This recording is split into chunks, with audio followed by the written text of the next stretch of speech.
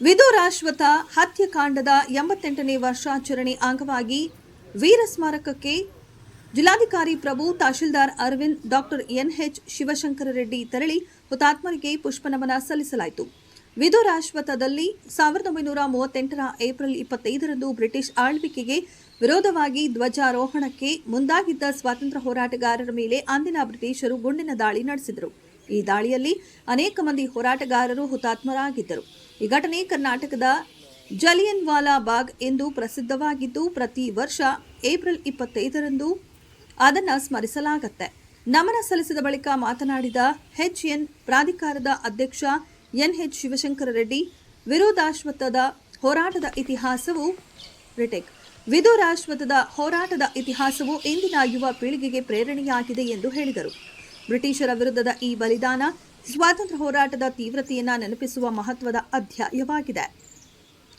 ಗಾಂಧೀಜಿ ಸಹ ಅಂದು ಈ ವಿಷಯವನ್ನ ತಿಳಿದು ದಕ್ಷಿಣ ಭಾರತದ ಜಲಿಯನ್ ವಾಲಾ ಬಾಗ್ ಎಂದು ಬಣ್ಣಿಸಿದರು ಎಂದು ತಿಳಿಸಿದರು. ಭಾರತ ದೇಶದ ಸ್ವಾತಂತ್ರ್ಯ ಸಂಗ್ರಾಮದಲ್ಲಿ ಏಪ್ರಿಲ್ 25ನೇ ತಾರೀಕು ಇತಿಹಾಸದಲ್ಲಿ ದಾಖಲೆ ಆಗಿರತಕ್ಕಂಥ ದಿನ. ನಮಗೆಲ್ಲ ತಿಳಿದಿರೋ ಹಾಗೆ ವಿದುರಾಶ್ವಥದಲ್ಲಿ 1938ನೇ ಇಸ್ವಿಯಲ್ಲಿ ಏಪ್ರಿಲ್ 25ರಂದು ಇಲ್ಲಿ ಸ್ವಾತಂತ್ರ್ಯ ಚಳುವಳಿಯ ಹಿನ್ನೆಲೆಯಲ್ಲಿ ಸ್ವಾತಂತ್ರ್ಯವನ್ನು ಪಡಿಬೇಕು ಅನ್ನೋಂತಕ್ಕಂಥ ನಿಟ್ಟಿನಲ್ಲಿ ಅನೇಕ ಸ್ವಾತಂತ್ರ್ಯ ಹೋರಾಟಗಾರರು, ದೇಶಭಕ್ತರು ಇಲ್ಲಿ ಸಭೆ ಸೇರಿ ಸುಮಾರು 10,000ಕ್ಕೂ ಹೆಚ್ಚು ಜನ ಸಭೆ ಸೇರಿದರು ಅಂಥೇಳಿ ಇತಿಹಾಸದಲ್ಲಿ ತಿಳ್ಕೊಂಡಿದ್ದೀವಿ. ಹಾಗೆ ಇಲ್ಲಿ ಬ್ರಿಟಿಷ್ ಸರ್ಕಾರದ ವಿರುದ್ಧ ಧ್ವಜವನ್ನು ಹಾರಿಸುವಂಥ ಮುಖಾಂತರ ಇಲ್ಲಿ ಪ್ರತಿಭಟನೆ ನಡೀತು ಮತ್ತು ಧ್ವಜವನ್ನು ಹಾರಿಸುವಂಥ ಸಂದರ್ಭದಲ್ಲಿ ಲಾಠಿ ಚಾರ್ಜ್ ಆಯಿತು. ಲಾಠಿ ಚಾರ್ಜ್ಗೆ ಜನ ಬಗ್ಲಿಲ್ಲ, ಧ್ವಜವನ್ನು ಹಾರಿಸಿದ್ರು. ಇವಾಗೇನು ಸ್ಮಾರಕ ನಮ್ಮ ಹಿಂದ್ಗಡೆ ಇದೆ ಅಲ್ಲೇ ಒಂದು ಕಟ್ಟೆ ಇತ್ತು ಅಂಥೇಳಿ ಆ ಕಟ್ಟೆ ಮೇಲೆ ನಿಂತ್ಕೊಂಡು ಧ್ವಜವನ್ನು ಕಟ್ಟೆ ಮೇಲೆ ಹಾರಿಸಿದ್ರು ಅಂಥೇಳಿ ಇತಿಹಾಸದಲ್ಲಿ ದಾಖಲೆ ಆಗಿದೆ. ಆ ಸಂದರ್ಭದಲ್ಲಿ ಅಂದಿನ ಬ್ರಿಟಿಷ್ ಸರ್ಕಾರ ಇದನ್ನು ತಡೀಲಿಕ್ಕೆ ಗುಂಡನ್ನು ಹಾರಿಸಿದ್ರು. ಸುಮಾರು 90 ರೌಂಡು ಗುಂಡುಗಳನ್ನು ಹಾರಿಸಿದ್ರು ಅಂಥೇಳಿ ದಾಖಲಾಗಿದೆ. ಆ ಎನ್ಕ್ವೈರಿ ರಿಪೋರ್ಟಲ್ಲಿ ಎಷ್ಟು ಗುಂಡು ಹಾರಿಸಿದ್ರು ಏನು ಅಂಥೇಳಿ ದಾಖಲಾಗಿದೆ. ಮತ್ತು ಅನಧಿಕೃತವಾಗಿ ಸುಮಾರು 32 ಜನ ಇಲ್ಲಿ ಹುತಾತ್ಮರಾದರು, ಜಾತ್ರೆಗೆ ಸೇರಿದರು. ಗುಂಡು ಹಾರಿಸಿದಾಗ ಇಲ್ಲಲ್ದೇ ಆ ಕಡೆ ದಡದಲ್ಲಿದ್ದಂಥ ಒಬ್ಬ ಹೆಣ್ಣುಮಗಳು ಕೂಡ ಗರ್ಭಿಣಿ ಹೆಣ್ಣುಮಗಳು ಕೂಡ ಸತ್ತಲು ಅಂಥೇಳಿ ದಾಖಲೆ ಇದೆ. ಹುತಾತ್ಮರಾದರು ಅಂಥೇಳಿ ಬಟ್ ಅದರಲ್ಲಿ ವೇಪಾ ರಮೇಶಮ್ ಕಮಿಟಿ ಅಂಥೇಳಿ ಒಂದು ರಿಪೋರ್ಟನ್ನು ಅಂದಿನ ಬ್ರಿಟಿಷ್ ಸರ್ಕಾರ ಎನ್ಕ್ವೈರಿ ಕಮಿಟಿ ಮಾಡ್ತಾರೆ. ಆ ಎನ್ಕ್ವೈರಿ ಕಮಿಟಿಯಲ್ಲಿ ಇದರ ತೀವ್ರತೆಯನ್ನು ಸರಳ ಮಾಡಲು ಬರೀ 11 ಜನ ಸತ್ತರು ಅಂತೇಳಿ ರಿಪೋರ್ಟ್ ಕೊಡ್ತಾರೆ. ಹಾಗಾಗಿ ಅಫಿಷಿಯಲಿ ಡಾಕ್ಯುಮೆಂಟೆಡ್ 11 ಜನ ಸತ್ತರು ಅಂತೇಳಿ. ಆದರೂ ಕೂಡ ಇಡೀ ದೇಶದ ಗಮನವನ್ನು ಸೆಳೀತು. ಗಾಂಧೀಜಿಯವರು ತಕ್ಷಣ ಇದಕ್ಕೆ ಪ್ರತಿಕ್ರಿಯೆ ಮಾಡಿದ್ರು. ಆಮೇಲೆ ಇದು ದೊಡ್ಡ ಹೋರಾಟ ದಕ್ಷಿಣ ಭಾಗದಲ್ಲಿ ಅಂಥೇಳಿ ಇದಕ್ಕೆ ದಕ್ಷಿಣ ಭಾಗದ ಜಲಿಯನ್ ವಾಲಾ ಬಾಗ್ ಅಂತ ಹೆಸರು ಬಂದಿದೆ. ಜಿಲ್ಲಾಧಿಕಾರಿ ಜಿ. ಪ್ರಭು ಮಾತನಾಡಿ, ದೇಶದ ಮುಂದಿನ ಯುವ ಪೀಳಿಗೆ ಮತ್ತು ತಮ್ಮ ಹಕ್ಕುಗಳಿಂದ ವಂಚಿತರಾಗಬಾರದೆಂದು ನಮ್ಮ ದೇಶದ ಸ್ವಾತಂತ್ರ್ಯಕ್ಕಾಗಿ ವಿಶ್ವದ ಯಾವುದೇ ಒಂದು ದೇಶದಲ್ಲೂ ಕೂಡ ಹುತಾತ್ಮರಾಗದಷ್ಟು ಜನ, ಸರಿಯಾಗಿ ಸುಮಾರು 6ರಿಂದ 7 ಲಕ್ಷದಷ್ಟು ಜನ ಬ್ರಿಟಿಷ್ ಆಳ್ವಿಕೆ ವಿರುದ್ಧ ಹೋರಾಡಿ ಸ್ವಾತಂತ್ರ್ಯ ಸಂಗ್ರಾಮದಲ್ಲಿ ವೀರಮರಣವನ್ನು ಹೊಂದಿದ್ದಾರೆ. ಆದುದರಿಂದ ಪ್ರತಿ ವರ್ಷ ಅವರನ್ನು ಸ್ಮರಿಸಿ ನಮನ ಸಲ್ಲಿಸಲಾಗುವುದು. ಅದೇ ರೀತಿ ಗಾಂಧೀಜಿಯವರ ಗ್ಯಾಲರಿ ಹಾಗೂ ಲೇಸರ್ ಶೋ ಏರ್ಪಡಿಸುವ ಯೋಜನೆಯು ಮುಂದಿರುವುದಾಗಿ ತಿಳಿಸಿದರು.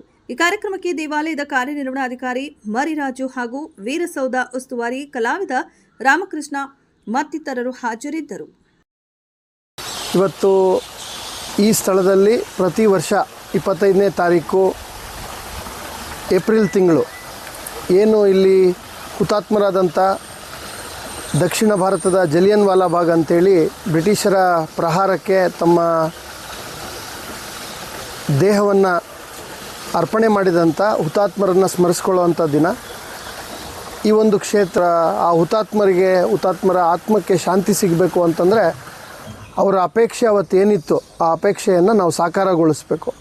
ಸುಮಾರು 6ರಿಂದ 8 ಲಕ್ಷ ಜನ ಇತಿಹಾಸದಲ್ಲಿ ಬ್ರಿಟಿಷರ ಗುಂಡಿಗೆ ಬಲಿಯಾಗಿದ್ದಾರೆ ಸ್ವತಂತ್ರ ಸಂಗ್ರಾಮದಲ್ಲಿ. ಅವರೆಲ್ಲರೂ ಕೂಡ ನಿರಾಯುಧರಾಗಿ ಯಾವುದೇ ಆಯುಧಗಳಿಲ್ಲದಂತೆ ಏನು ತಮ್ಮ ಜೀವವನ್ನು ಈ ದೇಶದ ಸ್ವತಂತ್ರಕ್ಕಾಗಿ ಏನು ಅರ್ಪಣೆಯನ್ನು ಮಾಡಿದ್ದಾರೆ. ಅವರೆಲ್ಲರ ಉದ್ದೇಶ ಒಂದೇ ಆಗಿತ್ತು, ನಮ್ಮ ಮುಂದಿನ ಭವಿಷ್ಯ, ನಮ್ಮ ಮಕ್ಕಳೇನಿದ್ದಾರೆ ಅವರು ಅವಕಾಶದ ವಂಚಿತರಾಗಬಾರ್ದು, ಅವರು ಏರುವ ಎತ್ತರಕ್ಕೆ ಏರುವಂಥ ಸಾಮರ್ಥ್ಯ ಅವರಿಗೆ ಸಿಗಬೇಕು, ಅವರಿಗೆ ಸಮಾನತೆ ಒದಗಿ ಬರಬೇಕು, ಅವರಿಗೆ ಯಾವುದೇ ತಾರತಮ್ಯ ಇರಬಾರ್ದು, ವಿಪುಲವಾದ ಅವಕಾಶಗಳು ಸಿಗಬೇಕು, ವಿದ್ಯೆ ಸಿಗಬೇಕು, ಜ್ಞಾನ ಸಿಗಬೇಕು, ಸಂಸ್ಕಾರ ಸಿಗಬೇಕು. ಇವೆಲ್ಲವೂ ಕೂಡ ಸಂವಿಧಾನದ ಸ್ವತಂತ್ರ ಹೋರಾಟದ ಮೂಲ ಆಶಯ ಆಗಿತ್ತು. ಅದಕ್ಕಾಗೇ ಈ ರೀತಿಯ ಹುತಾತ್ಮರು ನಾನಾಗಲೇ ಹೇಳಿದಂತೆ ಸುಮಾರು 6 ಲಕ್ಷ ಜನ ಅಂದಾಜಿನ ಪ್ರಕಾರ ಇಡೀ ಭಾರತದ ಸ್ವತಂತ್ರ ಸಂಗ್ರಾಮದಲ್ಲಿ, ವಿಶ್ವದ ಯಾವುದೇ ಸಂಗ್ರಾಮದಲ್ಲಿ ಹುತಾತ್ಮರಾಗದಷ್ಟು ಒಂದು ಸಂಖ್ಯೆಯನ್ನು ನಮ್ಮ ಭಾರತದ ಸ್ವತಂತ್ರ ಸಂಗ್ರಾಮ ಸಾಕ್ಷೀಕರಿಸಿದೆ. ಹಾಗಾಗಿ ಇದನ್ನು ಆ ಸ್ವತಂತ್ರದ ಹಿಂದಿನ ಅನ್ವರ್ಥಗಳನ್ನು ನಾವು ಅರ್ಥ ಮಾಡ್ಕೊಳ್ಬೇಕಾಗಿದೆ.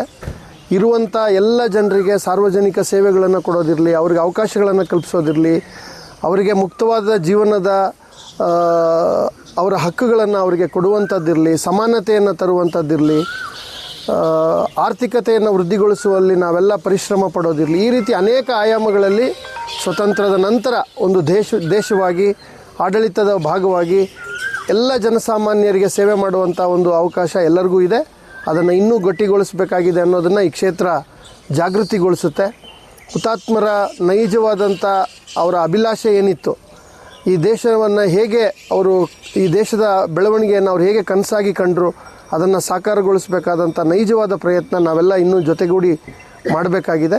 ನಮ್ಮೆಲ್ಲರಿಗೂ ಅದು ಸದಾ ಆ ಒಂದು ಸಂದೇಶ ಅವರು ಹಿರಿಯರೆಲ್ಲ ಕೊಟ್ಟಿದ್ದಾರೆ. ಅದನ್ನು ಸ್ಮರಿಸ್ಕೊಳ್ತಾ ಮತ್ತೊಮ್ಮೆ ಈ ಹುತಾತ್ಮರಿಗೆ, ಈ ಮಣ್ಣಿಗೆ, ಈ ನೆಲಕ್ಕೆ, ಇಲ್ಲಿನ ನಾಗರಿಕರಿಗೆ ಅವರ ಸೇವೆ, ಕೊಡುಗೆ, ಅವರ ತ್ಯಾಗಕ್ಕೆ ಇಡೀ ಜಿಲ್ಲೆಯ ಪರವಾಗಿ ನಾನು ಗೌರವವಾದ ವಂದನೆಗಳನ್ನು ಹಾಗೂ ವಿನಮ್ರವಾದ ಪ್ರಾರ್ಥನೆಯನ್ನು ಈ ಸಂದರ್ಭದಲ್ಲಿ ಸಲ್ಲಿಸೋದಕ್ಕೆ ಬಯಸ್ತೇನೆ.